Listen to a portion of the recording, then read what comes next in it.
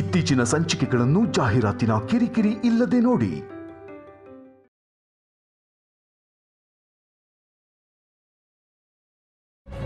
ಅವ್ರವ್ರ ನೋವು ಅವ್ರವ್ರಿಗೆ ಇರತ್ತೆ. ನನಗ್ ನೀವ್ ಬೇಕು, ನಿಮ್ಮಮ್ಮ ಅವ್ರಿಗೆ ಜಾತಕ ಹೊಂದಿರೋ ಸೊಸೆ ಬೇಕು. ನಾನ್ ಬಲವಂತವಾಗಿ ಆ ಮನೆ ಕಾಲಿಟ್ಟು ನಿಮ್ಮಮ್ಮ ಅವ್ರ ಸಾವಿಗೆ ಕಾರಣ ಆಗೋದಿಲ್ಲ. 10 ಜನ ಚೆನ್ನಾಗಿದ್ರೆ ಸಾಕು ಅನ್ಕೊಳ್ಳೋ ನಾನು 10 ಊರಿನ ಒಳ್ಳೆದರ ಬಗ್ಗೆ ಯೋಚನೆ ಮಾಡಿ ನಿಮಗ್ ದೂರ ಆಗ್ಬೇಕು ಅನ್ಕೊಂತಾ ಇದ್ದೀನಿ. ನಿಮ್ಮಮ್ಮ ಅವ್ರ ಆಶಯ ದೊಡ್ಡದು, ಅದಕ್ಕೆ ನಾನು ನೋವು ಪಡ್ತಾ ಇದ್ರು ನಿಮ್ ಕುಟುಂಬಕ್ಕೆ ಸಹಾಯ ಮಾಡ್ಬೇಕು ಅನ್ಕೊಂತಾ ಇದ್ದೀನಿ. ನಿಮ್ ಮದ್ವೆ ದೈವ ಸಂಕಲ್ಪನೋ ಒಬ್ರು ಸ್ವಾರ್ಥನೋ ನನಗೆ ಗೊತ್ತಿಲ್ಲ, ಆದ್ರೆ ನಾನು ಹೇಳ್ಬೇಕಾಗಿರೋದು ಹೇಳ್ಬಿಡ್ತೀನಿ. ಆ ನಿಹಾರಿಕನ ನಿಮ್ಮನ್ನ ರೆಸ್ಟೋರೆಂಟಲ್ಲಿ ನೋಡ್ದೆ. ಆಕ್ಚುಲ್ ಆಗಿ ನಾನು ಅವಳನ್ನ ಯಾಕೆ ಭೇಟಿ ಮಾಡ್ಬೇಕು? ನೀನ್ ಹೇಳೋದನ್ನ ಕೇಳೋದಕ್ ನಾನು ಬಂದಿಲ್ಲ. ನಾನ್ ಹೇಳೋದನ್ನ ಕೇಳಿ. ಆ ಹುಡುಗಿ ನಿಮ್ಮನೆಗೆ ಸೊಸೆಯಾಗಿ ಬರೋದಕ್ಕೆ ಯಾವ ವಿಧದಲ್ಲೂ ಸರಿ ಹೋಗಲ್ಲ. ಕಣ್ಣಾರೆ ನೋಡ್ದೇನೆ ನಾನು ಹೆಣ್ಣಿನ ಮೇಲೆ ಆರೋಪ ಮಾಡೋದಿಲ್ಲ. ನಿನ್ ಬಗ್ಗೆ ನನಗೆ ಗೊತ್ತಿಲ್ವಾ? ನೀನ್ ಏನ್ ನೋಡಿದ್ಯೋ ಹೇಳು. ಆ ಆಧಾರಗಳು ಸಂಬಂಧನ ಕ್ಯಾನ್ಸಲ್ ಮಾಡೋದಕ್ಕೆ ಉಪಯೋಗ ಆದ್ರೆ ಅದಕ್ಕಿಂತ ಸಂತೋಷದ ವಿಷಯ ಇನ್ನೇನಿರುತ್ತೆ? ಏನ್ ನೋಡಿದ್ಯೋ ಹೇಳು. ಇದಕ್ ಮುಂಚೆ ಎಷ್ಟೊಂದ್ಸಲ ಅವಳು ನನ್ನ ಎದುರುಗಡೆ ಬಂದಿದ್ದಾಳೆ.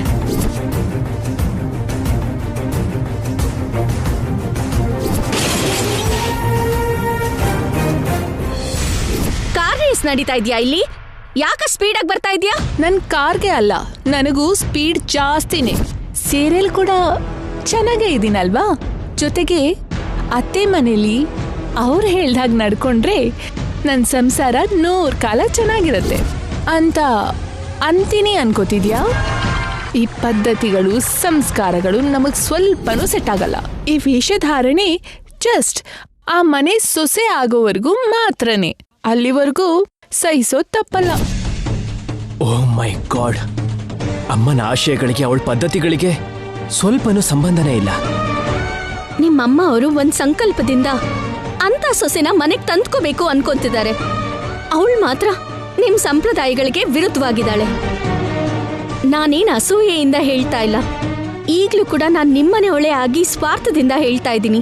ಈಗ್ಲೇ ಈ ವಿಷಯನೆಲ್ಲ ಅಮ್ಮನ ಹತ್ರ ಹೇಳಿ ಈ ಸಂಬಂಧನ ಕ್ಯಾನ್ಸಲ್ ಮಾಡಿಸ್ತೀನಿ. ನೀವಿವಾಗ ಹೋಗಿ ಎಷ್ಟೇ ಹೇಳಿದ್ರೂ ನಂಬಲ್ಲ. ನಿಮ್ಗಿಷ್ಟ ಇಲ್ದೆ ಸುಳ್ಳು ಆರೋಪಗಳನ್ನ ಮಾಡ್ತಿದ್ದೀರಾ ಅಂತಾರೆ. ಮತ್ತೆ ನಾನೇನ್ ಮಾಡ್ಬೇಕು? ಜಾತಕ ಹೊಂದೋ ಅಂತ ಸೊಸೆ ಬರೋದ್ರಿಂದ ಆಗೋ ಲಾಭಗಳಿಗಿಂತ ನಷ್ಟನೇ ಜಾಸ್ತಿ ಆಗತ್ತೆ. ಅದಕ್ಕೆ ನಾನು ನಿಮ್ಗೊಂದು ಉಪಾಯ ಹೇಳ್ತೀನಿ, ಆ ರೀತಿ ಮಾಡಿ. ನಿಮ್ಗಿಷ್ಟ ಆದ್ರೆ ಮಾಡಿ, ನನ್ ಬಲವಂತ ಏನೂ ಇಲ್ಲ. ಹೇಳು.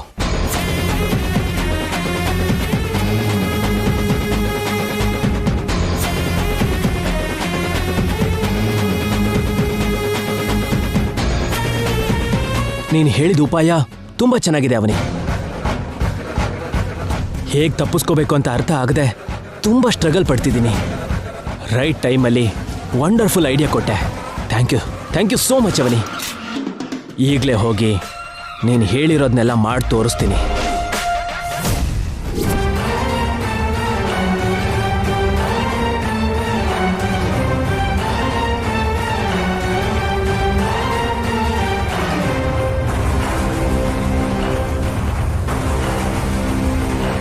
ಈ ತಾಳಿ ಸಂಬಂಧಕ್ಕೆ ಎಷ್ಟು ಬಲ ಇದೆಯೋ ನೋಡೋಣ.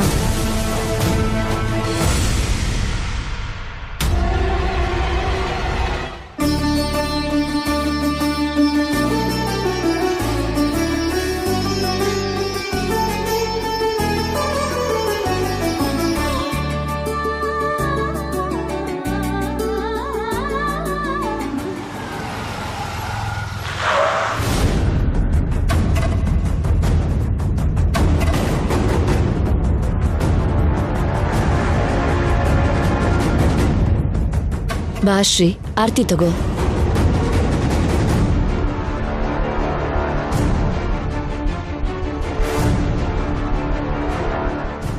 ಏನು ಭಾಮ, ಇದ ತುಂಬಾ ಗಾಬರಿಲಿದ್ಯಾ?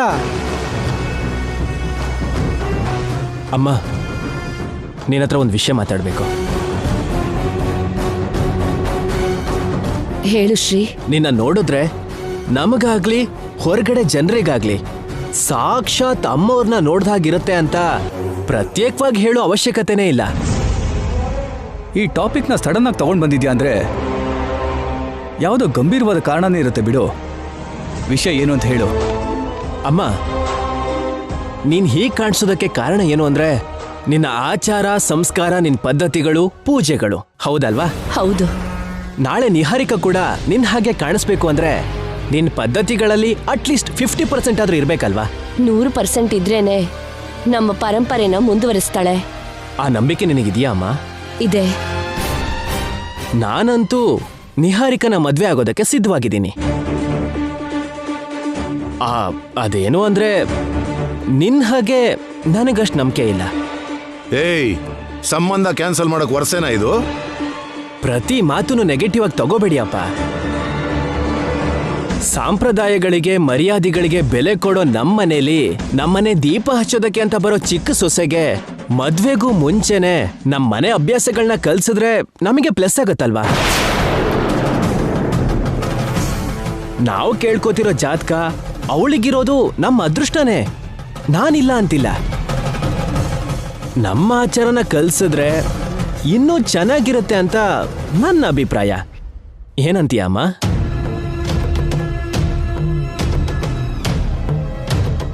ತಾಳಿ ಕಟ್ಟೋಕ್ಕೂ ಮುಂಚೆನೆ ನಾವೇನಾದ್ರೂ ಮಾಡ್ಕೋಬಹುದು, ಆದ್ರೆ ತಾಳಿ ಕಟ್ಟಾದ್ಮೇಲೆ ನಾವೇನು ಮಾಡೋಕ್ಕಾಗಲ್ಲ. ನಿಹಾರಿಕಾ ಅವ್ರ ಮನೆಯಲ್ಲಿರುವಾಗ ನಮ್ಮ ಆಚಾರನ ಅವಳಿಗೆ ಹೇಗೆ ಕಲ್ಸಕ್ಕಾಗತ್ತೆ? ಆನ್ಲೈನ್ ಕ್ಲಾಸಸ್ ತಗೋಬೇಕೇನೋ ಅಕ್ಕ. ಇಲ್ಲ ಅಂದ್ರೆ ವಿಡಿಯೋ ಮಾಡಿ ಕಳಿಸ್ಬೇಕೇನೋ. ಬಾಮೈದ, ನಿನ್ನ ಕಾನ್ಸೆಪ್ಟ್ ಏನೋ ಅರ್ಥ ಆಯ್ತು, ಆದ್ರೆ ಅದಕ್ಕೆ ಸೊಲ್ಯೂಷನ್ ಏನು ಅಂತ ಅರ್ಥ ಆಗ್ತಿಲ್ಲ. ಹೌದು ಶ್ರೀ, ನಿಮ್ ಬಾವ ಹೇಳ್ದ ಹಾಗೆ ನೀನ್ ಹೇಳಿದ್ದಕ್ಕೆ ಪರಿಹಾರ ಏನು? ಅಮ್ಮ, ನನ್ನ ಹತ್ರ ಒಂದು ಐಡಿಯಾ ಇದೆ. ಹೇಳು. ಮದ್ವೆಗೆ ಹೇಗಿದ್ರೂ 1.5 ತಿಂಗಳು ಟೈಮ್ ಇದೆ ಅಲ್ವಾ? ನಿಹಾರಿಕಾನ 1 ತಿಂಗಳು ಮಟ್ಟಿಗೆ ಅವಳು ನಮ್ಮನೇಲೇ ಇರ್ಲಿ ಬಿಡಿ.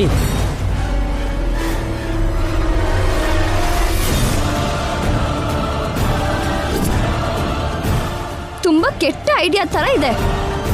4 ಜನ ಗೊತ್ತಾಯ್ತು ಅಂತಂದ್ರೆ ನಗ್ತಾರೆ. ಯಾರಿಂದ ಕೆಟ್ಟ ಹೋದ್ಯಮ್ಮ ಅಂತ ಅಂದ್ರೆ ನಾನು ಬಾಯಿಂದನೇ ನಾನು ಕೆಟ್ಟ ಹೋದೆ ಅಂತ ಅಂದ್ಲಂತೆ. ಹಾಗಿದೆ ನಿನ್ನ ಬುದ್ಧಿವಂತಿಕೆ. ನೀನ್ ಹೇಳ್ದಾಗ ಮಾಡಿದ್ರೆ ನಮ್ಮ ಮರ್ಯಾದೆನ ನಾವೇ 3 ಕಾಸಿಗೆ ಹರಾಜ್ ಹಾಕೊಂಡಾಗತ್ತೆ. ಮಗ ಏನೋ ಅದ್ಭುತವಾದ ಸಲಹೆ ಕೊಟ್ಟಾಗೆ ಖುಷಿ ಪಡ್ಬೇಡಿ. ಜನರು ನಮ್ಮ ಮೇಲೆ ಜೋಕ್ ಮಾಡ್ತಾರೆ. ಇವ್ರ ಮಾತುಗಳನ್ನ ಬಿಡು, ನೀನೇನ್ ಹೇಳ್ತೀಯ ಹೇಳು ವೇದ. ಶ್ರೀಕರ್ ಹೇಳ್ದ ಹಾಗೆ ಚೆನ್ನಾಗಿ ಯೋಚನೆ ಮಾಡ್ದೆ ರೀ. ಶ್ರೀಕರ್ ಹೇಳಿದ್ರಲ್ಲಿ ತಪ್ಪೇನೂ ಇಲ್ಲ.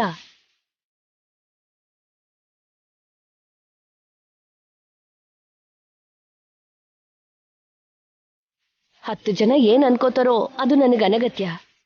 10 ಊರಿನ ಕ್ಷೇಮನೇ ನನಗ್ ಮುಖ್ಯ. ಮದ್ವೆ ಸಮಯಕ್ಕೆ ನಿಹಾರಿಕಾ ಜೂನಿಯರ್ ವೇದವತಿ ಹಾಗೆ ತಯಾರಾಗ್ಬೇಕು. ಏನ್ರಿ, ಬೀಗರ್ ಮನೆಗೆ ಹೋಗಿ ನಿಹಾರಿಕಾನ ಕರ್ಕೊಂಡ್ ಬರೋಣ. ಪುರೋಹಿತ್ರಿಗೆ ಫೋನ್ ಮಾಡಿ ಸಮಯ ಚೆನ್ನಾಗಿದೆಯೋ ಇಲ್ವೋ ತಿಳ್ಕೊಳ್ಳಿ. ನಾನೀಗ್ಲೇ ಬರ್ತೀನಿ. ಸರಿ ವೇದ.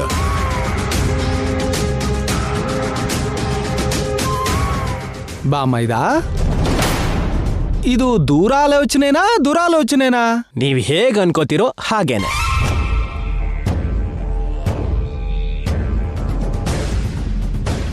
ಅವನಿಗೆ ಕೊಟ್ಟಿರೋ ಐಡಿಯಾ ವರ್ಕೌಟ್ ಆಯ್ತು. 1 ತಿಂಗಳಲ್ಲಿ ನಿಹಾರಿಕಾ ಕ್ಯಾರೆಕ್ಟರ್ ಬಯಲಾಗಿ ಸಂಬಂಧ ಕ್ಯಾನ್ಸಲ್ ಆಗತ್ತೆ. ಅವನಿ ಬಗ್ಗೆ ಹೇಳ್ಕೊಳ್ಳೋ ಅವಕಾಶನೂ ಸಿಗತ್ತೆ.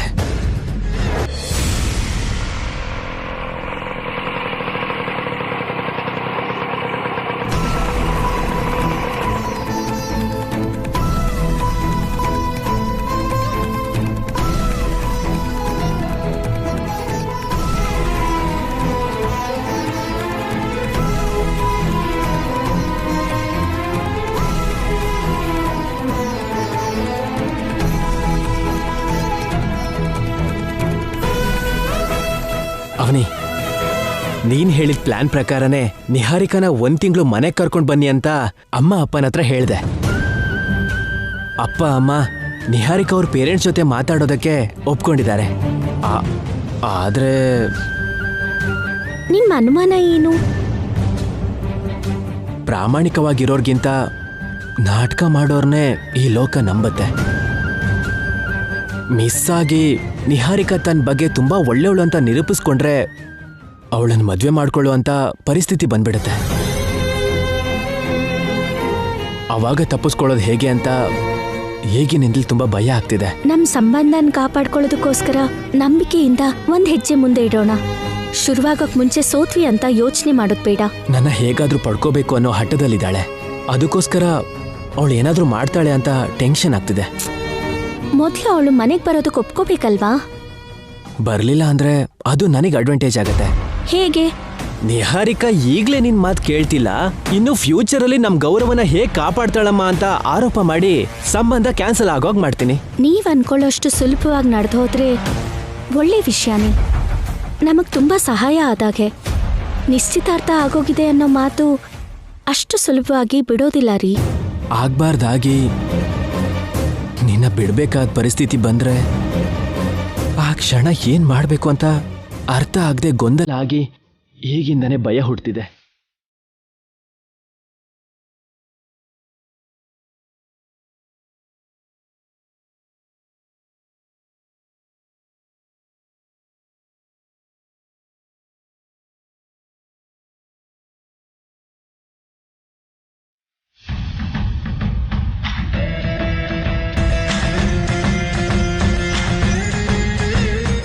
ಭಯ ಪಡ್ತಿರೋ ಹಾಗೆ ನಿಹಾರಿಕಾ ನಾಟಕ ಮಾಡೋ, ಇಲ್ಲ ಅಂದ್ರೆ ಅವಳಲ್ಲಿ ಬದಲಾವಣೆ ಬಂದು ನಿಮ್ಮನ್ನ ದಕ್ಕಿಸ್ಕೊಂಡು ಕುತ್ತಿಗೆಗೆ ತಾಳಿ ಕಟ್ಟಿಸ್ಕೊಂಡ್ಲು ಅಂದ್ರೆ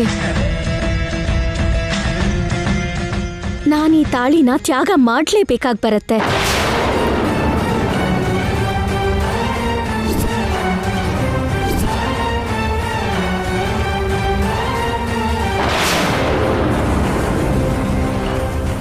ತಾಳಿ ತೆಗೆದ್ಬಿಡಿ ಅಂತ, ತಾಳಿ ತೆಗಿಯೋದಕ್ಕೆ ಸಿದ್ಧನೆ ಅಂತ ನನಗೆ ನೋವು ಕೊಡ್ಬೇಡ ಅವನಿ.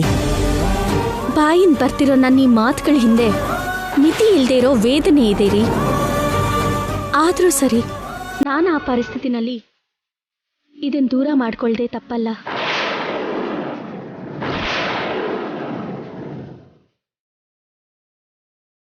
ನನ್ನ ಜೀವನಕ್ಕಿಂತ ನಿಮ್ಮ ಮನೆಗೆ ಜಾತಕ ಮುಖ್ಯ. ನಿಮ್ಮ ಕುಟುಂಬಕ್ಕೆ ಒಳ್ಳೇದಾಗತ್ತೆ ಅಂದ್ರೆ ನಾನು ಯಾವುದಕ್ಕಾದ್ರೂ ಸಿದ್ಧಾನೆ. ನಿನ್ನ ಬಿಟ್ಟು ನಾನಿರೋದಿಲ್ಲ, ನನ್ನ ಬಿಟ್ಟು ನೀನಿರೋದಕ್ಕೆ ಸಿದ್ಧಾನಾ? ಈ ಪ್ರಶ್ನೆನ ನೀವು ನಾನು ಕೇಳಬೇಕಾಗಿರೋ ಅಗತ್ಯ ಇಲ್ಲ. ಯಾಕಂದ್ರೆ ಇದಕ್ಕೆ ಉತ್ತರ ನಿಮ್ಮ ಹತ್ರನೇ ಇದೆ.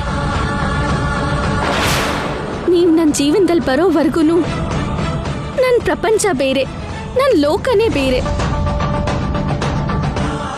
ನಾಳೆ ನೀವು ನನಗೆ ದೂರ ಆಗೋದ್ರೆ ನನ್ನ ಪ್ರಪಂಚನೇ ಶೂನ್ಯ ಆಗುತ್ತೆ. ನನ್ನ ಲೋಕ ಎಲ್ಲ ಕತ್ಲಾಗ್ಬಿಡತ್ತೆ. ನನ್ನ ಮನ್ಸು ದುಃಖ ಸಾಗರ ಆಗ್ಬಿಡತ್ತೆ. ಹೇಳ್ಕೊಳಕ್ಕಾಗ್ತಿರೋ ನೋವು ಜೀವನ ಪೂರ್ತಿ ಉಳಿಯತ್ತೆ. ಆದ್ರೂ ಸರಿ, ನನ್ನ ತಾಳಿ ತ್ಯಾಗನೇ ಕೇಳ್ಕೊಳ್ತು ಅಂದ್ರೆ ಮನ್ಸ್ ಸಾಯಿಸ್ಕೊಂಡು ಈ ಸಂಬಂಧದಿಂದ ಬೇರೆ ಆಗ್ಬಿಡ್ತೀನಿ. ಹಾಗನ್ಬೇಡ ಅವನಿ. ಅಮ್ಮ ಅಪ್ಪ ಜನ್ಮ ಕೊಟ್ರೆ ನೀನು ಊಹಿಸದೇ ಇರೋ ಜೀವನ ಕೊಟ್ಟಿದೀಯ. ಅಂತ ಜೀವನದಲ್ಲಿ ನೀನಿಲ್ಲ ಅಂದ್ರೆ ಅದು ನರಕ. ಈ ತಾಳಿಲಿ ನಿನ್ ಗಂಡನ ಆಯಸ್ಸು ಇದೆ. ಪ್ರತಿ ಗಂಟಿನ ಜೊತೆಗೆ ಅವನ ಉಸಿರು ಮುಡಿಪಾಗಿದೆ.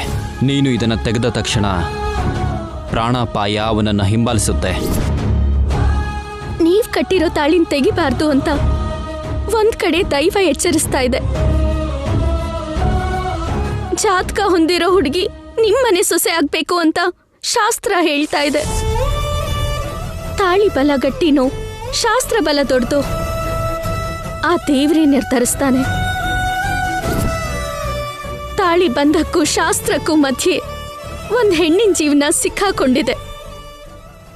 ಯಾವುದು ಗೆಲ್ಲತ್ತೋ ನೋಡೋಣ.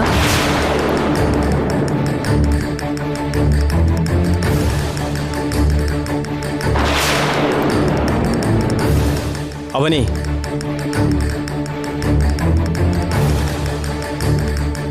ತಾಳಿನೇ ಗೆಲ್ಲತ್ತೆ, ನಿನ್ನ ನಾನು ಕಳ್ಕೊಳ್ಳೋದಿಲ್ಲ.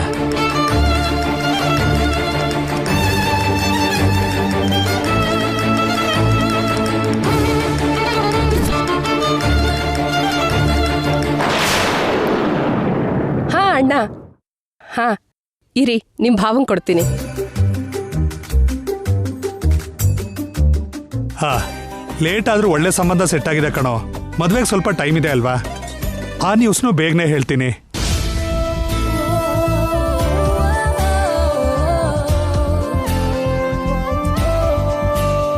ಲೇ, ನಮ್ ಬೀಗ್ರು ಬಂದ್ರು, ನಾನು ಆಮೇಲೆ ಮಾಡ್ತೀನಿ. ನಮಸ್ಕಾರ ರೀ. ಬನ್ನಿ, ಬನ್ನಿ. ನಮಸ್ಕಾರ. ನಮಸ್ಕಾರ. ನಿಮ್ಮ ಅನುಮತಿ ಇಲ್ದೇನೆ ಮಾತ್ಗೂ ನಿಮ್ಮ ಮನೆಗೆ ಬರ್ತಿದೀವಿ, ಏನು ಅನ್ಕೋಬೇಡಿ. ಅಯ್ಯಯ್ಯೋ, ಚೆನ್ನಾಗಿ ಹೇಳಿದ್ರಿ, ಪರವಾಗಿಲ್ಲ, ಕೂತ್ಕೊಳ್ಳಿ. ನಿಹಾರಿಕಾ ಎಲ್ಲಿ? ರೂಮಲ್ಲಿದ್ದಾಳೆ. ಗೌತಮಿ, ಕಾಫಿ ತಗೊಂಡ್ ಬಾ, ಹೋಗು. ಸದ್ಯಕ್ಕೇನು ಬೇಡ ಬಿಡಿ. ಒಂದು ವಿಷಯ ಮಾತಾಡೋಕೆ ಅಂತ ಬಂದ್ವಿ. ಹೇಳಿ. ನಾವು ಹೇಳೋದು ನಿಮ್ಗೆ ಸ್ವಲ್ಪ ಕಷ್ಟ ಅನ್ಸಬಹುದು, ನೀವು ಸ್ವಲ್ಪ ಅರ್ಥ ಮಾಡ್ಕೋಬೇಕು. ಅಯ್ಯೋ, ನೀವೊಳ್ಳೆ, ಪರವಾಗಿಲ್ಲ, ಹೇಳಿ. ನಿಹಾರಿಕಾನ ಒಂದು ತಿಂಗಳ ಮಟ್ಟಿಗೆ ನಮ್ಮ ಮನೆಗೆ ಕರ್ಕೊಂಡು ಹೋಗೋಣ ಅಂತ ಬಂದ್ವಿ.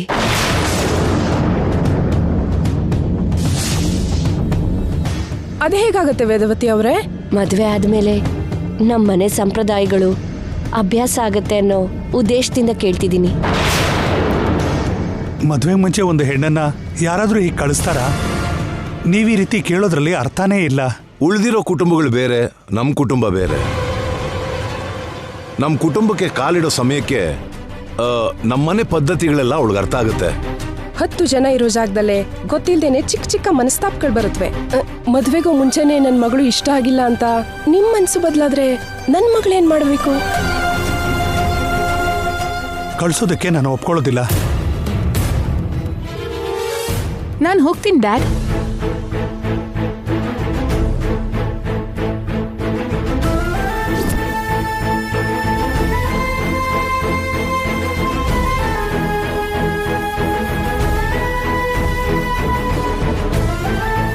ನಿಮ್ಮ ಮಾತನ್ನು ಕೇಳಿಸ್ಕೊಂಡೆ ಅತ್ತೆ, ನನಗೇನು ಅಭ್ಯಂತರ ಇಲ್ಲ.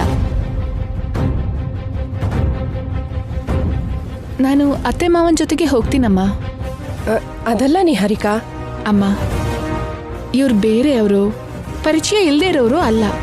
ಹೊರಗಡೆಯವರು ಏನು ಅನ್ಕೋತಾರೇನೋ ಅಂತ ಯೋಚನೆ ಮಾಡೋದನ್ನ ಬಿಟ್ಬಿಡಿ. ಅತ್ತೆ ಮನೇಲಿ ನನಗೆ ಎಲ್ಲ ಅಭ್ಯಾಸ ಆಗೋಯ್ತು ಅನ್ಕೊಳ್ಳಿ. ಕಳ್ಸೋ ದಿನ ನಿಮಗೆ ಸ್ವಲ್ಪ ನೋವು ಕಡಿಮೆ ಆಗತ್ತೆ ಅಲ್ವಾ? ನನ್ನ ಅತ್ತೆ ಮನೆಯವ್ರಿಗೆ ಬೇಕಾಗಿರೋ ಕ್ವಾಲಿಟೀಸ್ ಎಲ್ಲ ನನ್ನಲ್ಲಿ ಇರುವಾಗ ನನಗೆ ಭಯ ಯಾಕೆ, ನಿಮಗೆ ಟೆನ್ಷನ್ ಯಾಕೆ? ಅತ್ತೆ, ಹೊರಡೋಣ. ಮಧ್ಯ ಮಧ್ಯದಲ್ಲಿ ಬರ್ತಾ ಇರ್ತಾಳೆ ಬಿಡಿ. ಇನ್ನು ನಾವು ಹೊರಡ್ತೀವಿ. ಮಮ್ಮಿ, ಬರ್ತೀನಿ ಡ್ಯಾಡಿ.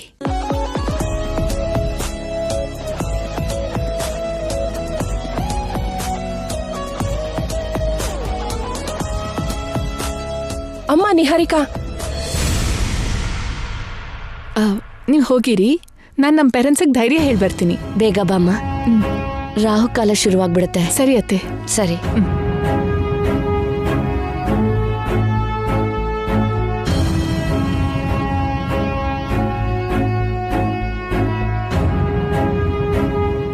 ನಿಹಾರಿಕಾ ಎಷ್ಟು ಸಂಪ್ರದಾಯಸ್ಥೇನೋ, ಮನ್ಸು ಅಷ್ಟೇ ಒಳ್ಳೇದು.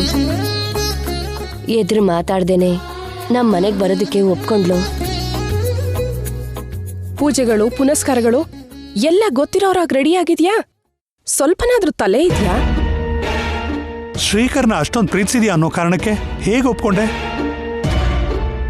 ನಿನ್ನ ಅಭ್ಯಾಸಗಳೇ ಬೇರೆ, ಅವರ ಅಭ್ಯಾಸಗಳೇ ಬೇರೆ. 1 ತಿಂಗಳು ಅವ್ರ ಮನೇಲಿ ಹೇಗಿರ್ತೀಯಾ? ನಿನ್ನ ಲೈಫಲ್ಲಿ ನೀನು ತುಂಬಾ ರಿಸ್ಕ್ ತಗೊಂತಾ ಇದೆಯಾ? ನಾನು ನನ್ನ ಹಾಗೆ ಇರ್ತೇನೆ, ನನಗಿಷ್ಟ ಆಗೋ ಹಾಗೆ ಇರ್ತೇನೆ. ಅವ್ರಿಗಿಷ್ಟ ಆಗೋ ಹಾಗೆ ನಾಟಕ ಮಾಡೋದು ಅಂದ್ರೆ ದೊಡ್ಡ ಟಾಸ್ಕೆ. I agree with you. But ಅಲ್ಲಿ ನನಗೆ ಬೇಕಾಗಿರೋದು ತುಂಬಾನೇ ಇದೆ. ನಾಟ್ ಓನ್ಲಿ ಶ್ರೀಕರ್ ಅವ್ರ ಜೊತೆಗೆ ವೇದವತಿ ಅವ್ರ ಮನಸ್ಸು ಭಯಂಕರವಾಗಿ ಇಷ್ಟ ಆಯ್ತು. ಹಳ್ಳಿಯಲ್ಲಿ ಅವ್ರನ್ನ ಅಮ್ಮನವ್ರ ಹಾಗೆ ಪೂಜಿಸ್ತಾರಂತೆ. ಅವ್ರ ನಂತರ ಆ ಅವಕಾಶನ ಪಡ್ಕೊಳ್ಳೋದು ಈ ನಿಹಾರಿಕಾ ಅಲ್ವಾ? ನಮ್ಗಿಂತ 4 ಪಟ್ಟು ಜಾಸ್ತಿ ಇರೋ ಅವ್ರ ಪ್ರಾಪರ್ಟೀಸ್ ಇಷ್ಟ ಆಯ್ತು. ನಮ್ಮಿಬ್ರ ಜಾತಕ ಒಂದಾಗಿದ್ದಕ್ಕೆ ನನಗೆ ಎಷ್ಟು ಬೆನಿಫಿಟ್ಸ್ ಆಡ್ ಆಯ್ತು ನೀವೇ ನೋಡಿ. ಆ ಮನೆ ಕಂಫರ್ಟ್ಸ್ ಎಲ್ಲ ನನ್ನ ಕಾಲ್ ಹತ್ರ ಬರುತ್ತೆ. ಎಷ್ಟು ಜನಕ್ಕೆ ನನ್ನಂತ ಅದೃಷ್ಟ ಇರತ್ತೆ ಹೇಳಿ? ವೇದ, ಮುಹೂರ್ತ ಮೀರುವಷ್ಟರಲ್ಲಿ ಆಕೆ ಹೆಜ್ಜೆ ಹೊರಗಿಡ್ಬೇಕು. ನಾನು ಹೋಗಿ ಕರ್ಕೊಂಡು ಬರ್ತೀನಿ. ಮದ್ವೆ ಆಗೋವರೆಗೂ ನಾಟಕ ಮಾಡಿದ್ರೆ ಆಮೇಲೆ ಆ ಸಾಮ್ರಾಜ್ಯಕ್ಕೆ ರಾಣಿ ನಾನೇ. ನಿಹಾರಿಕಾ